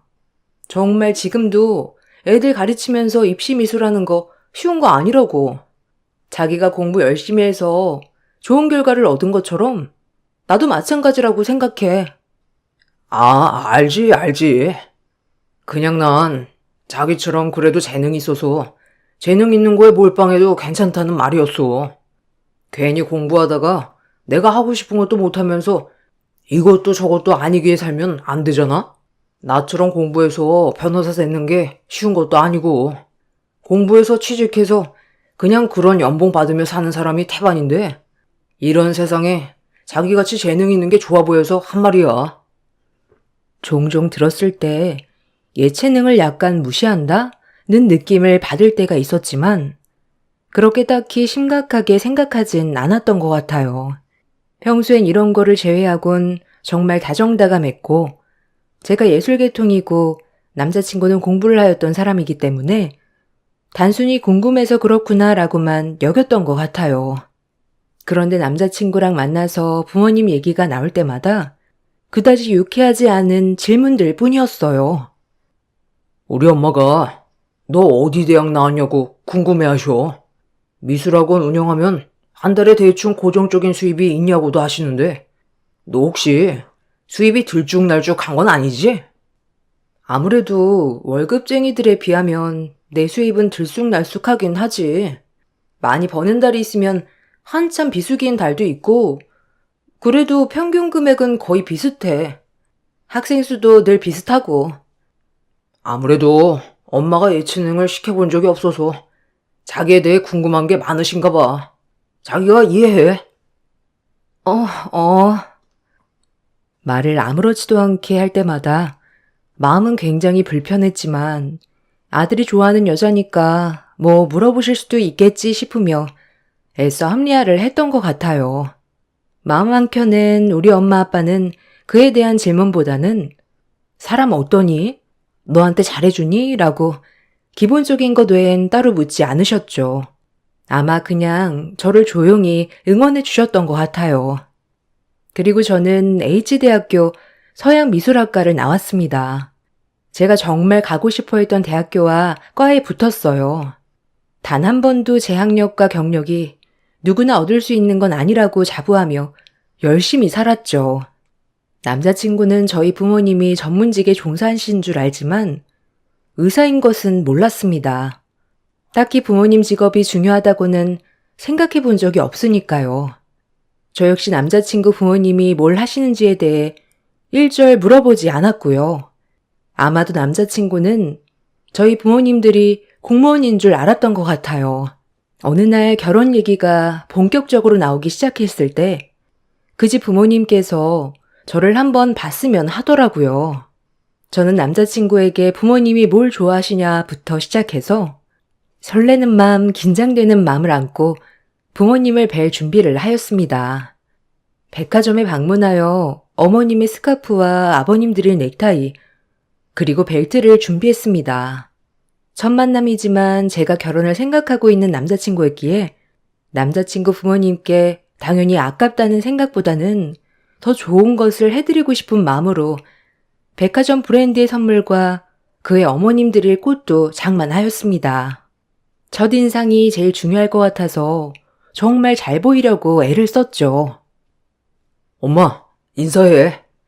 내 여자친구 윤이야. 자기야, 여기는 우리 엄마, 아버지셔. 아, 처음 뵙겠습니다. 임윤이라고 합니다. 반가워요. 아니, 생각보다 미인이네. 난 우리 아들이 어떤 모습에 반했는지 진짜 궁금했는데. 미인이구나. 근데 예쁜 거 얼마 못 간다. 아, 네? 아, 제가 어머님, 아버님 드리려고 준비한 선물이에요. 뭘 좋아하실지 몰라서 요즘 환절기라 날씨도 쌀쌀한데 어머님 스카프 괜찮으세요? 아유, 고마워요. 스카프 집에 많은데. 뭐, 잘하고 다닐게요. 색상이 나랑 안 맞는다. 그쵸? 어디 거예요? 이 브랜드? 신경 좀 썼네요. 남친 아버님은 그냥 말없이 고맙다고 하셨지만 제가 처음 온 순간부터 그렇게 달가워하지 않으시는 것 같았고요. 남친 어머님은 처음부터 웃으면서 비아냥 대는 것 같았습니다. 이때까지 둔한 저는 원래 합법이 저러신가? 라고 생각하며 어른들이니 그냥 넘어갔습니다. 남친 부모님들과 식사를 하면서 무례한 질문은 계속되었어요. 아니, 우리 아들은 진짜 변호사님이고, 난 같은 법조계 사람 만나길 바랬거든. 근데 갑자기 미술한다고 해서 놀랬잖아. 말은 나도 되죠? 우리 아들보다 어리니까. 얘네 누나 얘긴 들었죠? 같은 변호사 만나서 지금 말도 잘 통하고 얼마나 좋아? 이게 수준이 맞아야 한다니까, 서로. 그게 쉽나 어디? 하여튼 내가 그린 말을 했건만. 저기, 어머님 아버님은 뭐 하셔? 아니, 미술 공부만 한 거면 딸 하나만 미술 공부 시키신 건가? 뭐 어려서 공부는 딱히 많이 안 했어도 되잖아, 미술은. 안 그래? 네? 어려서부터 그래도 미술을 해서 재료값이라든지 입시 비용이라든지 저희 엄마 아빠도 뒷바라지 많이 해주셨죠. 진짜 이게 웬 미친 소리인가 싶기도 했어요. 처음엔 저 말을 듣고 절대 한마디도 편들어주지 않는 남친을 보며 지금 단단히 잘못되어 가고 있다고 느꼈습니다. 애초에 남친 부모님은 절 달가워하시지도 않았고 남친이 좋다니 한번 만나 알아서 떨어져 나가라고 생각하는 것 같았어요. 너무 비굴하고 수치심이 느껴졌지만 저희 부모님을 생각해서 바로 일어날 수가 없었습니다. 단 한 번도 예의 없게 가르치시지 않으셨거든요. 난 결혼해서 우리 아들이 힘들게 처자식 먹여 살리는 거 정말 반대야. 윤희 씨도 일은 할 생각이지? 힘들게 공부해서 내가 그러라고 장가 보내는 것도 아니고 결혼하면 신랑한테 기대지 않을 정도의 벌이는 되고 우리 딸이야. 뭐 변호사님이시니 남편한테 전혀 부담도 안 주고 에휴 나도 변호사 며느리 보나 했더니 네, 저도 당연히 일을 놓지 않을 생각이고요. 지금 들어보니 어머님께서는 저를 별로 달가워하시지 않는 것 같네요. 저도 제 직종에서 공부하는 만큼은 다 했고요. 어디 가서 직업에 대해 비난받을 정도는 절대 아니라고 생각합니다. 식사는 감사히 맛있게 먹었습니다. 자기야, 엄마는 그런 뜻이 아니잖아. 그냥 요즘에는 여자들도 일을 하는 추세니까 그런 말씀을 하신 건데. 남친 입에서 젖다구로 말이 나오자마자 눈물이 후두둑 떨어졌습니다. 그 자리에서 감사히 먹었다는 말만 하고 서둘러 짐을 챙겨 나왔어요. 뒤따라 나온 남친은 왜 그러냐며 놀라서 그래도 이런 식으로 나가는 게 어디 있냐며 저한테 화를 내더라고요. 자기는 저런 말을 내가 듣고 있는데 아무렇지 않은 거야? 자기 어머님보다 난 자기 말이 더 상처야. 자기가 몰랐을 리도 없고 결국은 변호사 며느리 얻고 싶으신 건데 날 왜 만나는 거야? 어른들은 원래 좀 보수적이잖아. 사자 들어가는 직업 좋아하는 건 당연한 거고, 아무래도 매형도 변호사다 보니까 며느리도 변호사 며느리 보고 싶어 하셨던 거고, 그냥 보수적이다라고 이해해줄 순 없어? 내가 괜찮다고 하잖아. 너랑 결혼하고 싶고 처음이라 그러시는 거야. 너가 이해해. 우리 엄마 아빠 엄청 고생했다고 했잖아. 나랑 누나 키우는데 보상받고 싶어 하시는 거 당연한 거 아니야? 뭐? 보상? 누구 신세 망치려고 며느리한테 보상을 바래. 우리 엄마 아빠도 나 키우느라 고생했는데 그 고생은 아무것도 아니고? 난 자기도 의심스러워. 그동안 했던 말들 다 어머님 입을 통해 나한테 하고 싶고 묻고 싶었던 말 아니야? 가끔 기분 나쁜 얘긴 몇 번 있었어도 대수롭지 않게 넘겼어. 자기도 예체능에 대해 아예 모르니까 그냥 궁금해서 그렇구나. 근데 이 결혼 진짜 아닌 것 같아. 그만 만나자. 지금 너 선 넘는 거야. 나 정도 되는 남자 어디 가서 만나기 힘들다는 거 너도 알잖아. 너 지금 너무 격해져 있으니 좀 수그러들고 얘기 다시 하자.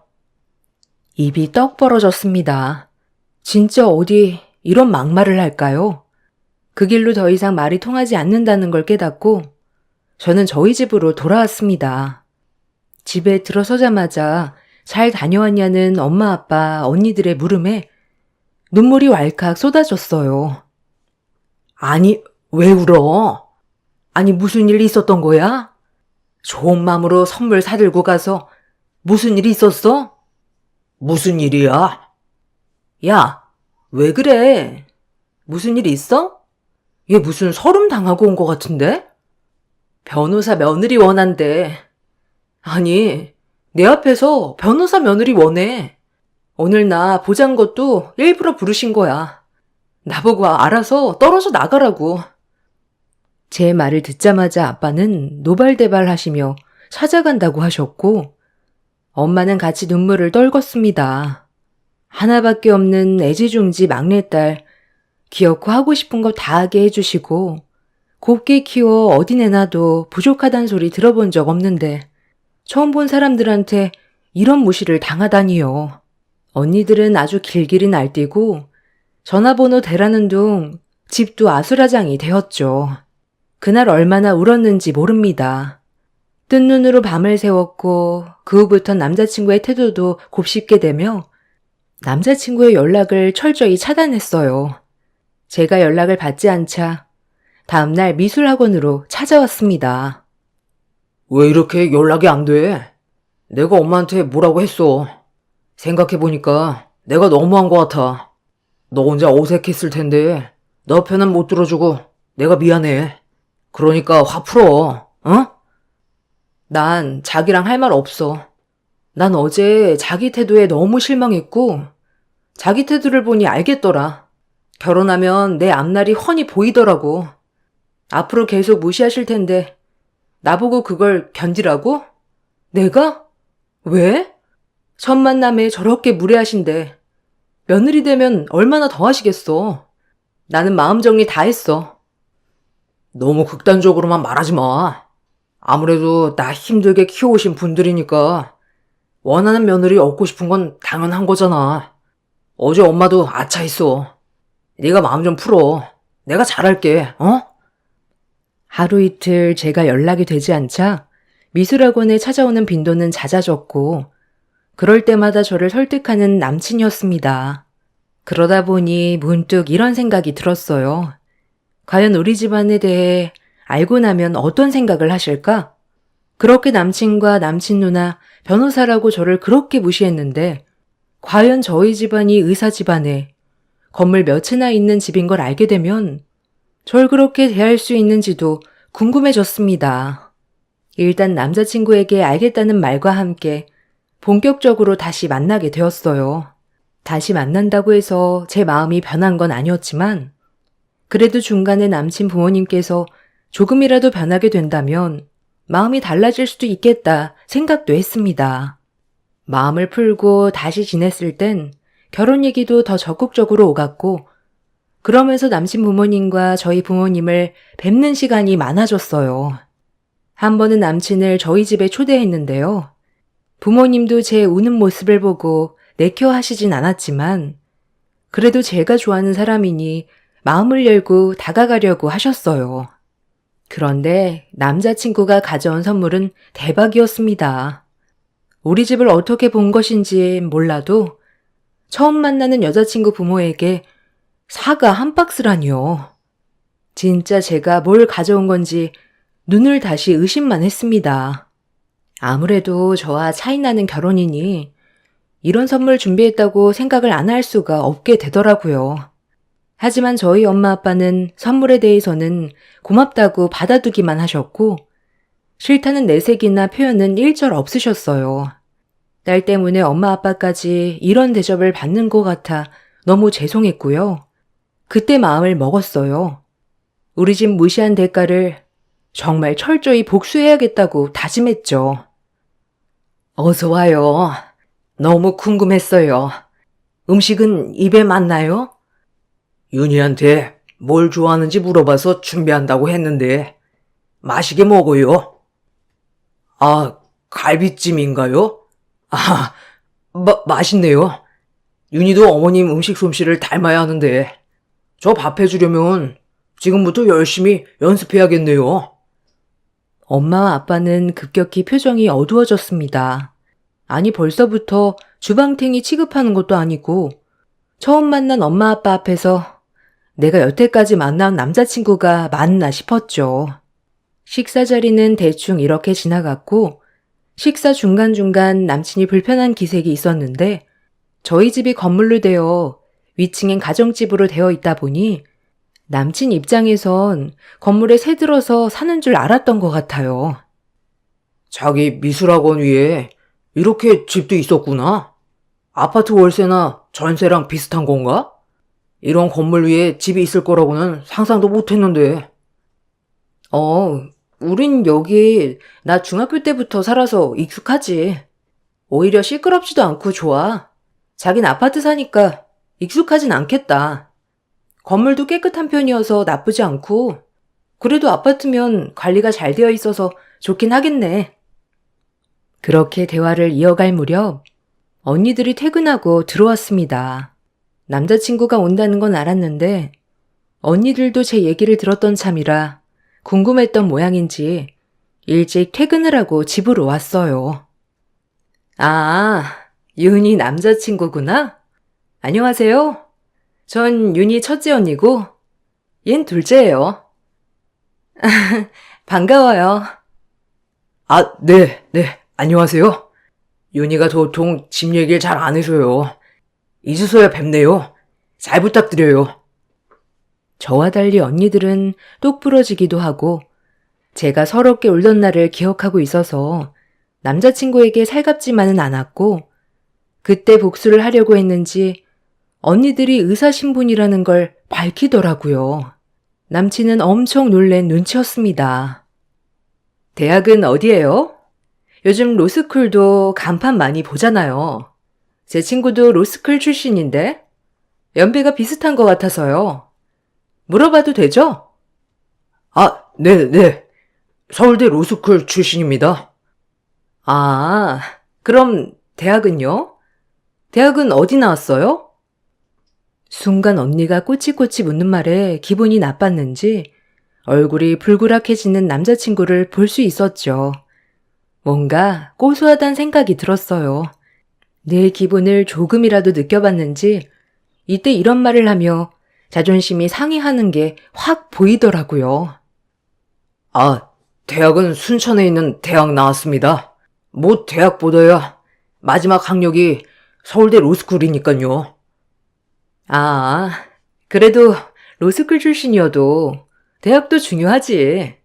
요즘 로펌 들어가기 얼마나 어려운데, 안 그래요? 그래도 취업 잘했다면 다행이지만요. 금방이라도 당신은 어디 대학 나왔냐고 물어볼 기세였지만 그래도 첫 만남이니 더 이상 묻지 않더군요. 그렇게 식사 자리를 마치고 남친을 배웅하던 차에 남친의 불만이 터져 나왔습니다. 자기를 함부로 대했다는 둥 언니들이 왜 이렇게 개념이 없냐는 둥 일단 다 참았어요. 어차피 곧 헤어질 거고 아주 입이 떡 벌어지게 복수할 계획이었으니까요. 그러고 나서 철저히 복수 계획을 세웠습니다. 그 과정 중 역시나 예비시댁의 만행은 끊임없었죠. 중간에 남자친구에게 건물주 딸의 선자리를 제시하는 둥 결과는 계속 저를 못마땅해 했어요. 이것 또한 개념 없는 남자친구 입에서 듣게 되었죠. 아빠가 좋은 사람 있다고 선보는 거 어떠냐더라?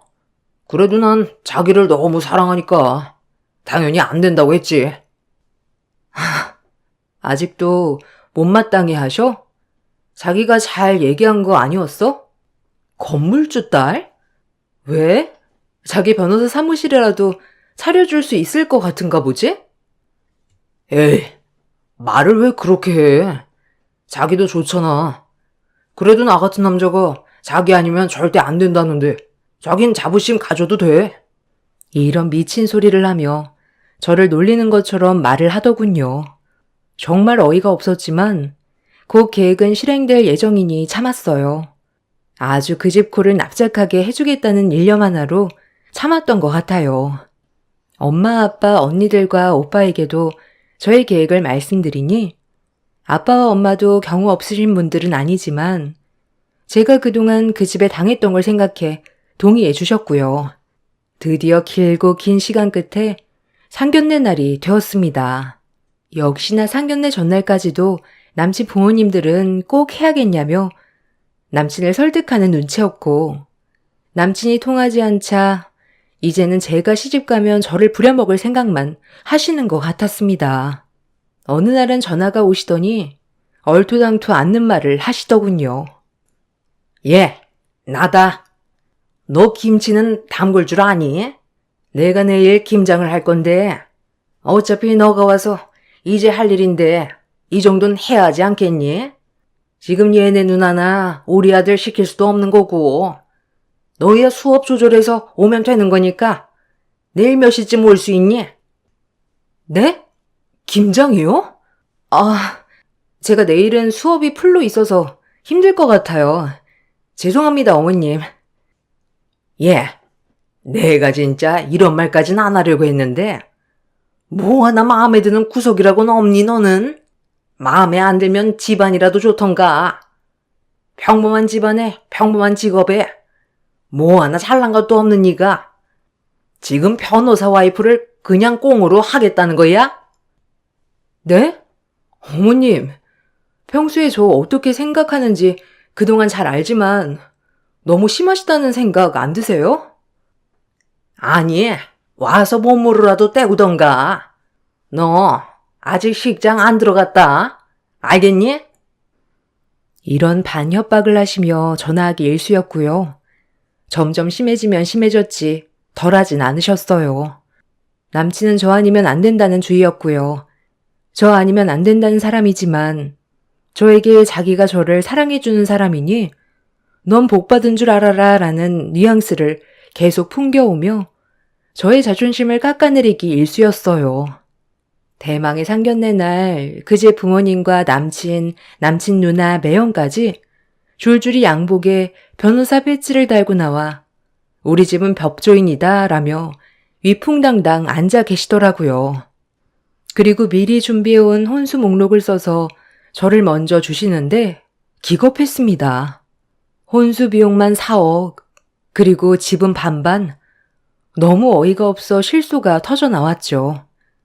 그리고 저희 부모님과 언니들, 오빠 새언니가 등장했어요. 줄줄이 의사 가운을 입고 말이죠. 다들 외과, 내과, 치과 가운을 입고 등장을 하는데 남친 식구들은 어안이 벙벙하여 쳐다보곤 했습니다. 상견례장에 의사 가운 입은 6명, 변호사 배지 단 3명, 이렇게 마주보고 앉아있는 우스꽝스런 모습이었죠. 남친도 처음 보는 모습에 당황하긴 마찬가지였고요. 제가 생각해낸 최고의 복수는 이것이었습니다. 상견례장에 우리 집 재력을 오픈하고 그 집이 그렇게 바라는 돈을 바로 눈앞에서 놓치게 하는 것이죠. 아들 가지고 장사하시려 했으니 맞대응 해드려야겠다 생각했습니다. 처음 뵙겠습니다. 안녕하십니까? 윤희 아빠입니다. 딸한테 얘기 많이 들었어요. 그동안 저희에 대해 많이 궁금해 하셨다고요. 애들 둘이 좋아서 하는 결혼. 저희는 직업이나 집안에 대해서는 딱히 생각해 본 적 없는데 굉장히 궁금해 하셨다고 들었네요. 저희 아빠랑 엄마, 저는 외과 의사예요. 그리고 여동생은 내과 의사고 남동생 내에는 치과 의사입니다. 아니, 어머. 의사들이시라고요? 아니, 우리 준성이가 그런 말이 없어서. 아이고, 이런 귀하신 분들이 그럼 우리 세기만 특별히 미술 공부를 가르쳤군요. 어쩐지 특별해 보이더니만. 어머머, 아마 우리 아들 머리랑 사돈댁도 머리들이 좋으시니 우리 손주들 머리 걱정은 없겠어요. 우리 며느리 닮아 손재주도 좋을 거고요. 사람이 이렇게 변하는 거 보고 이 결혼 하지 않아야겠다고 생각한 제 자신에게 정말 괜찮은 선택을 했다고 생각했네요. 오히려 저런 반응들을 보니까 정이 뚝 떨어졌어요. 저희 집은 저 결혼하면 저희 앞에 있는 조그만 건물을 혼수로 해주실 예정이었어요. 그런데 이제 그럴 일은 없겠네요. 어머님 혼수 목록을 보니 저에게 너무 바라는 게 많아서 제가 왜 이렇게까지 하면서 결혼해야 하는지 의문이 드네요. 무슨 말이야, 너? 자기야, 그리고 이런 일은 나한테 미리 얘기했어야지. 놀랬잖아. 다 의사셨어? 그리고 건물 얘기는 또 뭐고? 내가 조그만 건물들이 몇 채 있는데 이걸 우리 자식들 결혼 선물로 하나씩 주고 있네. 그래서 우리 윤희도 그럴 예정이었는데 윤희 마음이 변했다니 그럴 일은 없겠군. 아니 사돈. 아니 이게 다 무슨 말이에요? 윤희야, 갑자기 무슨 소리니? 지금 결혼 날짜 잡으러 나온 거 아니었어? 아니요. 저는 이 결혼 못합니다. 오늘 파혼 통보하러 나온 거예요. 어머님, 아버님 아들, 그리고 잘난 따님 사위. 제가 어찌 그 집에 끼겠어요. 전 파혼합니다. 자기야, 무슨 소리야 지금? 남친 어머니 졸도하는 소리 들리고 웅성웅성 거리는데 저희 집 그대로 그 자리 박차고 나왔네요. 오래간만에 깔깔거리면서 가족끼리 밥 먹고 카페 가서 실컷 대화했습니다.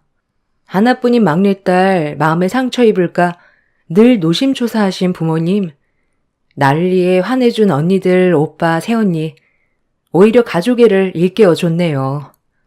몇 년이 지난 지금 웃으며 말할 수 있지만 한평생 아쉬움 없이 살던 내가 예비시댁 잘못 만나 정말 내가 이런 경험을 할 것이라고 생각도 못했었고 재미삼아 사연 풀어봅니다. 끝까지 들어주셔서 감사합니다.